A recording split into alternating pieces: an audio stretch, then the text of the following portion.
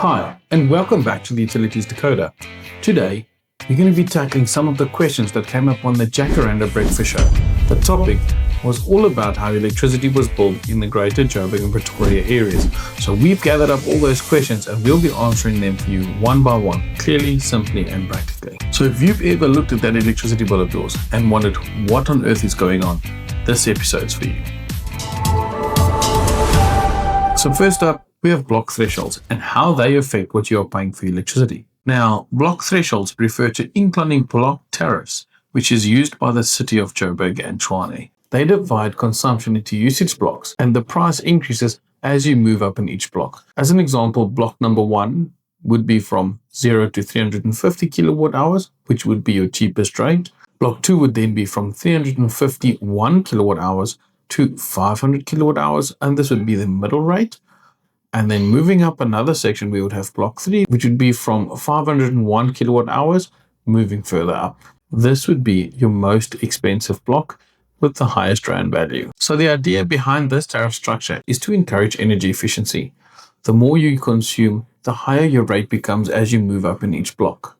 Now, it is extremely important to note these thresholds and rand values vary between the municipalities. So this brings us to the next question.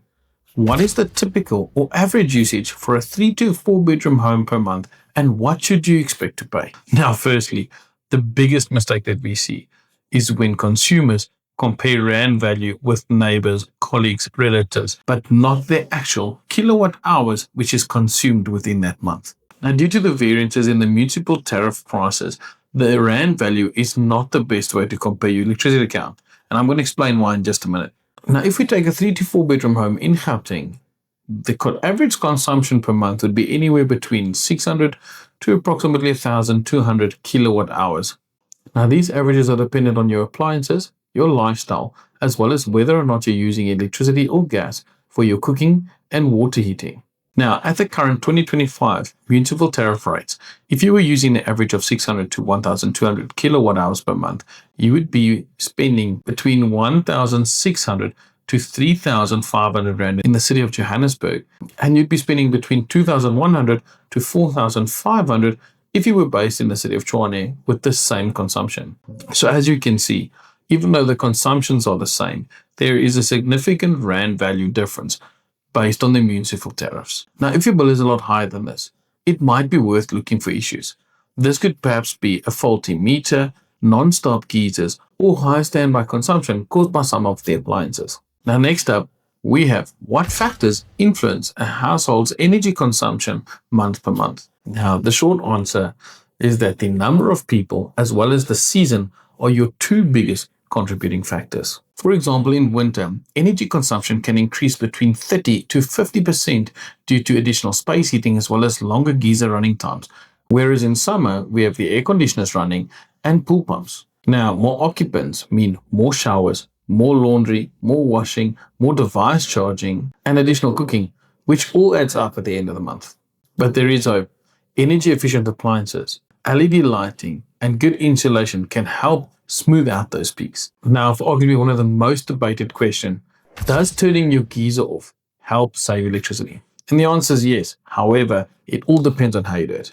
If you were to switch your geyser off for long periods, it prevents the element from reheating water unnecessarily, and this can have a saving of up to 15%. However, constantly turning it on and off during the day might cancel out those savings as it takes more energy to reheat the colder water.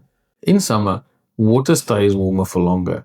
So this is where your timers work great. Set them up for between 2 to 3 hours a day. But in winter, make sure you add for additional heating time, mostly in the mornings and evenings, and you're going to require around about 4 hours heating time. If your geyser is one of the biggest energy consumers, what are some smart ways to cut down that cost? Well, geysers usually use between 30 to 40% of your monthly consumption. So reducing that load really helps. And here's a few tips on how to save. Firstly, install a timer and automate your heating periods. Secondly, and probably most importantly, add a geyser blanket and pipe insulation. This can save you up to 45% of your heat losses. Thirdly, lower your temperature on your geyser. Between 55 to 60 degrees is still hot enough, but saves energy. Lastly, solar and heat pump alternatives. These are costly upfront but could have savings for you in the long run. And finally, where can residents and consumers actually see what their area is charging for the electricity? Well, firstly, we've got the local municipal websites. However, these are extremely outdated and difficult to navigate. The best option would probably be to head over to the Nurses National website, which we've linked down below in the description for ease of reference. Now, this website, you'd need to make sure that you select your provincial location first and then scroll down to your local municipality. Also, in a previous episode, we compared a bunch of municipal tariffs from small to large users, and the cost differences were shocking. This information is available to you just by leaving us a comment down below. And that's all for today's Utilities Decoder Community Q&A. We hope this clears up how electricity billing works and gets you back in control of your monthly spend. If you have more questions about your utilities, drop us a comment below or tag us online and we'll try and make sure we feature them in an upcoming episode.